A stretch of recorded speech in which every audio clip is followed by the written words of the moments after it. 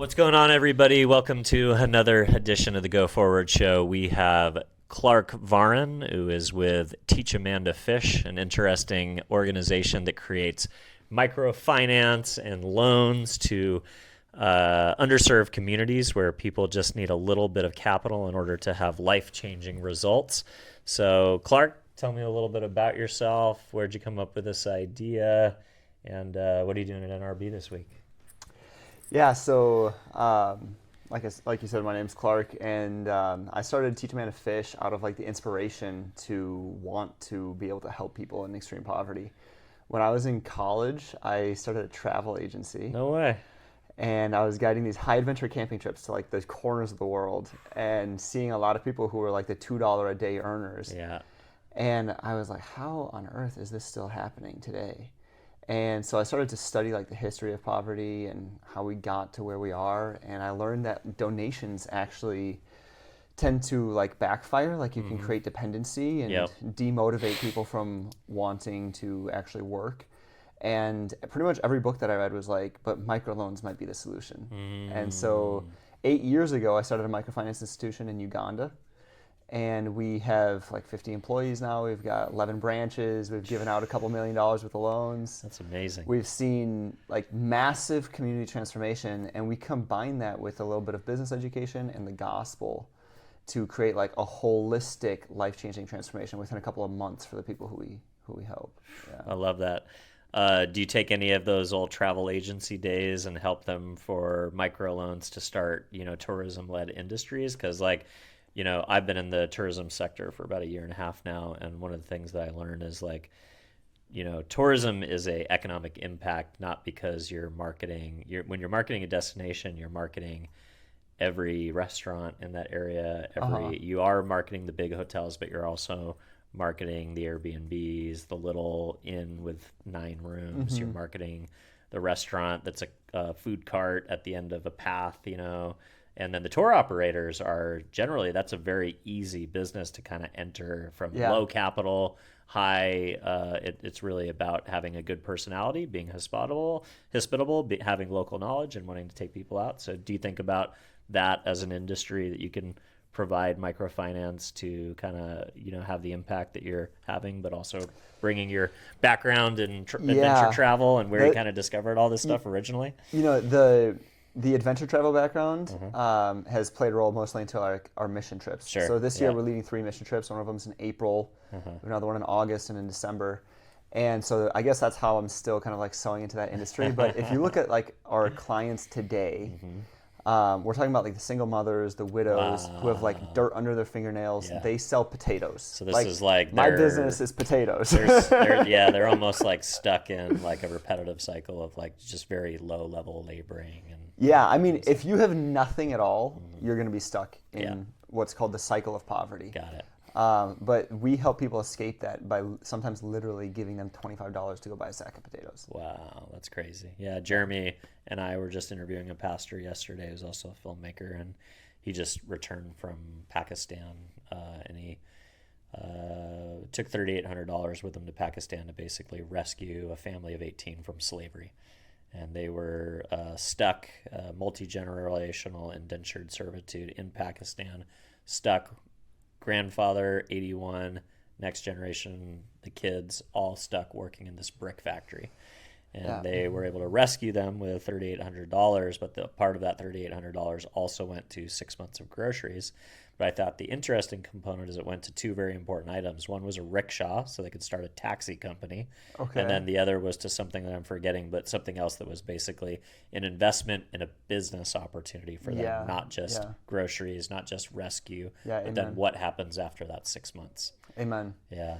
Yeah, I mean, that's pretty much the way that I see, like, if we want to help disaster zones, like, truly recover, there's got to be, like, a dual element to it, like there's got to be the element of like, okay, they need food now, and then there's got to be the element of how do we actually like help them like provide for themselves in the long term. And so if you see something like the famine that's happening in Sudan right now, there's like people who like, I need a food kitchen like for right now, but also like, what am I going to do a year from now? Am I still going to be in the food kitchen? And that's where like donations need to come to an end, and we need to be like we're done giving you the fish. You have to learn to fish now. Like we've got to teach a man to fish, and that's basically the topic of this I book. love that. Yeah.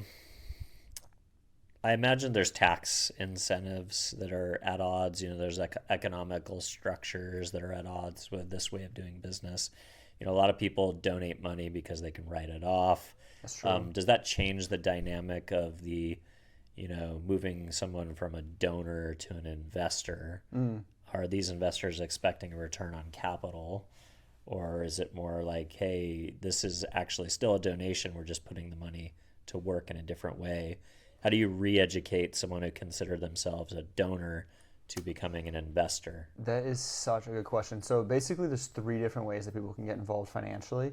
One of them is they can be a donor. And if they're a donor, their money actually goes into an endowment structure. Oh, interesting. Okay. And they earn, the endowment has a return on investment, and that return on investment then gets donated to schools and churches. Okay, so the ROI from the endowment is what creates the working capital for the microloans. Not the ROI. It is the actual investments themselves are the microloans, So I see. which produces an ROI Yep. that we can then invest into, like the orphans, for example, because they don't have parents. Yep. Like microloans are for parents to be able Right. to provide for their children. Yep. So we have a holistic approach where it's like we give microloans as the financial engine, and any return that's generated that doesn't go back to investors then stays in that community to fund schools and churches. Interesting. So that's the donation model. And then there's 2 different investment structures. There's the investor who's like, this is part of my retirement portfolio and I want to earn an ROI. And if they do, then they can make between 4 and 8.5% return. Wow. Which makes it like a competitive bond. Yeah. Like it's a bond. You get paid quarterly. You get a check every quarter. You actually make money. And what's cool is if you compound, like if you don't need that money right away, you can compound tax-free. So there's still a tax incentive there, similar to how you might use like a 401k or an IRA. You know, like there's tax incentives that kind of match that. And then there's the person, and this is my favorite of the 3 options, is the person who makes the investment and then donates the interest. That's cool. And I like that one because a lot of times people will ask me, well, it's like, is it an investment? Is it a donation? It's like, I don't really, some people don't feel good about taking a return on investment, even though it's like, you're still building the kingdom, you know? And I'm like, well, make an investment, but then just donate your interest. Be like, this is a portion of my portfolio where I'm going to maintain control over the principal, but like, I'm going to use that return on investment to be able to fund the schools and churches and further programs and stuff like that. And what's really cool is if you think about that as your tithe, you can actually 10x like the amount of impact that you do with your kingdom capital. That's interesting. The way this works is like most people when they tithe, they're giving 10% out of their income every year, right? Not out of their investments. Not out of their investments. Yeah. So if you say, if you want to donate. Or they do maybe if they liquidate. And most don't. Yeah, there you go. But so I'm so glad that you're catching on to this because not everyone catches on to this so fast. Yeah. So if you wanted to give like 10 grand this year, Yeah. you could just write the 10 grand check, or you could say, I have this investment portfolio of $100,000 that's earning me 10% interest. I'm just going to move that over. Instead of earning 10 grand that I would out of this portfolio, I'm going to donate that in my microloan portfolio. Yep.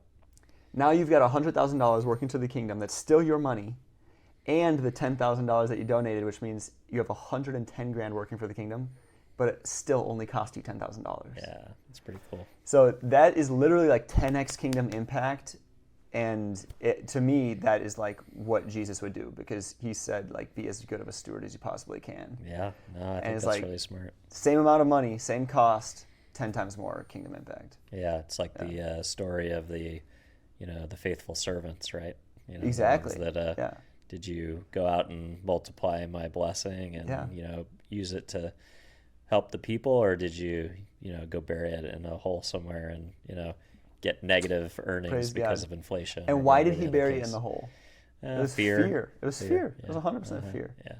And what I do essentially in this book is I break down all of the fear barriers. That's cool. That's what I was going to transition to next is why a book next, and what is what was burning inside you that you needed to write a book, because it sounds like you're already a pretty busy guy.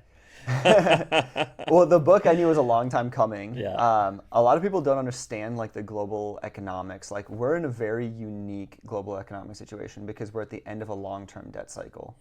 Are you familiar perhaps with like Ray Dalio's book, Oh, The yeah. Principles of the Changing World Order? Yeah. Is this the one that he just put out or his prior book?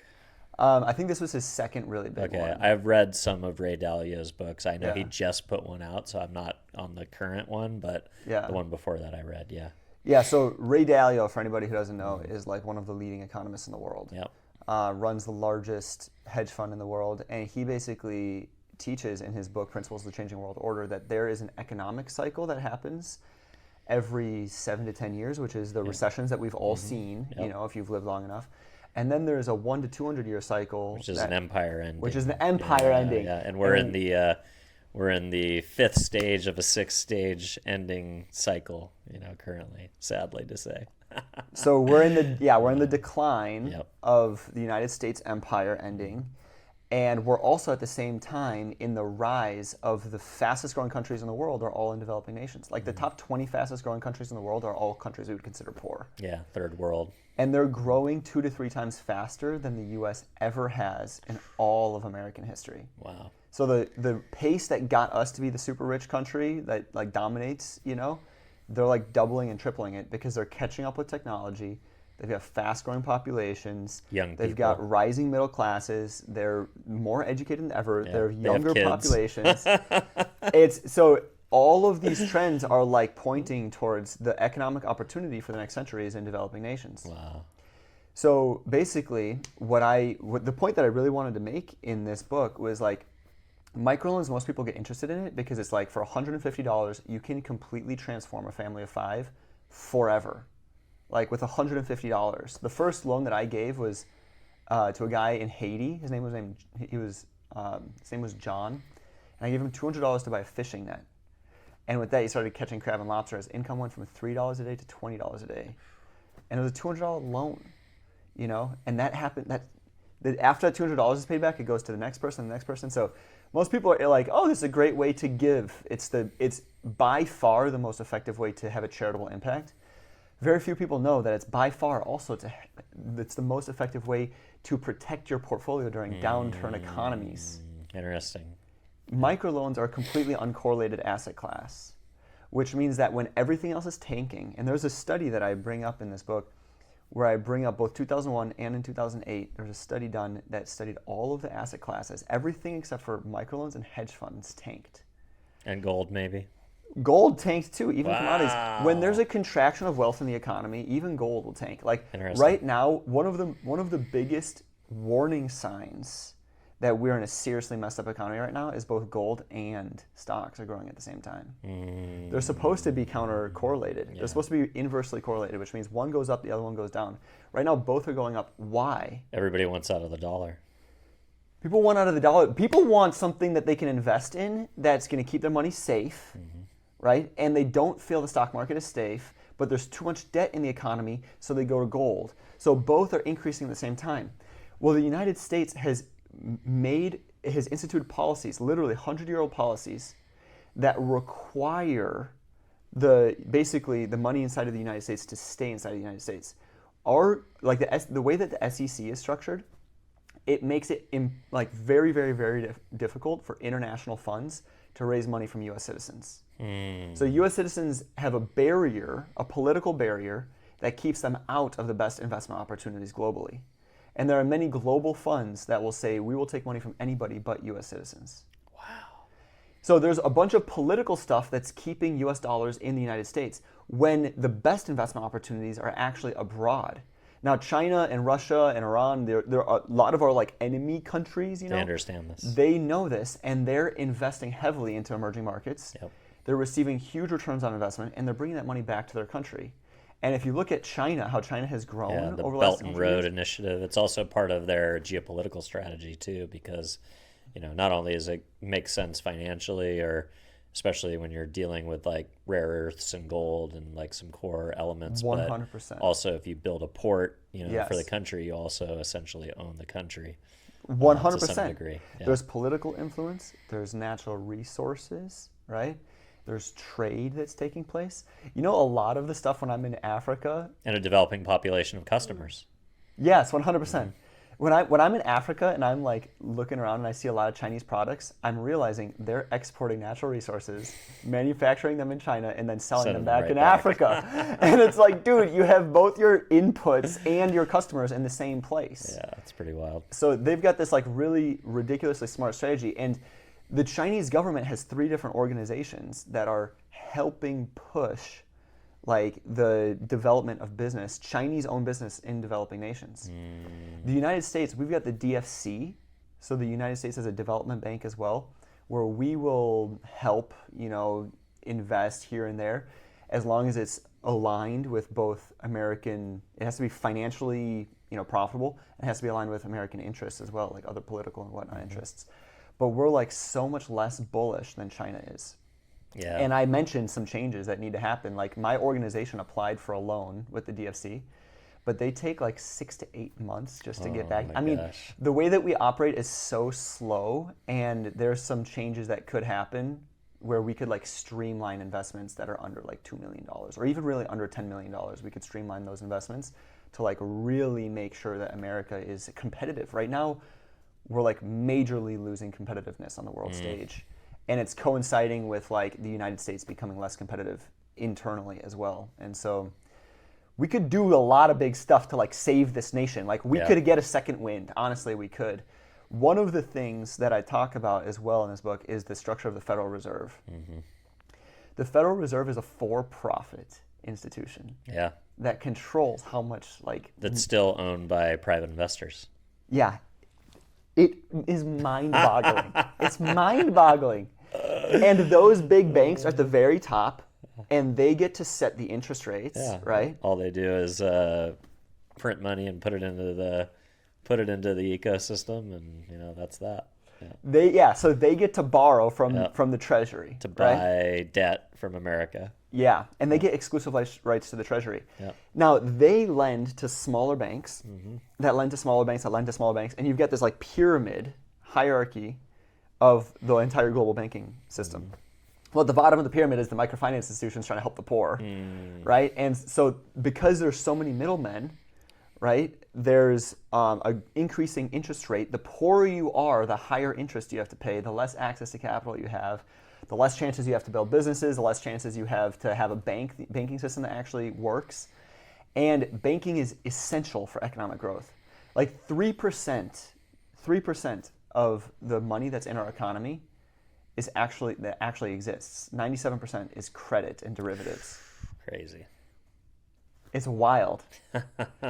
And so if we did not have a global banking system that worked, like if the United States didn't have a banking system that made credit available, we would look like a developing nation. Wow, that's crazy. 50% of the world's adults do not have a banking system that actually works. Wow. 50%. That's amazing. And so you wonder why are developing nations, why are they growing slower and whatnot? It's literally, the whole system's rigged against them. So one of the initiatives of our nonprofit is actually to build a blockchain portfolio management software that is going to, it's basic, what it would do if this were, our plan is basically to develop this within our nonprofit, but it would be a tool that like the Federal Reserve or the DFC could use in order to like equilibrate the global banking system. And all the profit that's made from all these for-profit middlemen banks would then get handed to the U.S. people. It would get earned by the U.S. Treasury. And the U.S. government could then make the profit that would be earned otherwise by for-profit banks. It would go back to the U.S. government. And I do believe this would be like probably the best solution that we have to eliminate our national debt. Yeah, it seems like we have to figure out some type of innovation because we're headed to basically, financial ruin if we don't figure out some way to address it. 100%. And, it's either going to be finally a leader who can stomach political. It's like you talk about Ray Dalio. He said it the other night on the Tucker Carlson show, right? He said, if I were forced by gunpoint to be president, I would create austerity within our spending and get our spending down to 2% of 2% deficits, and I would So I'd lower spending, and then I would reform entitlements, and that's the only thing that can be done.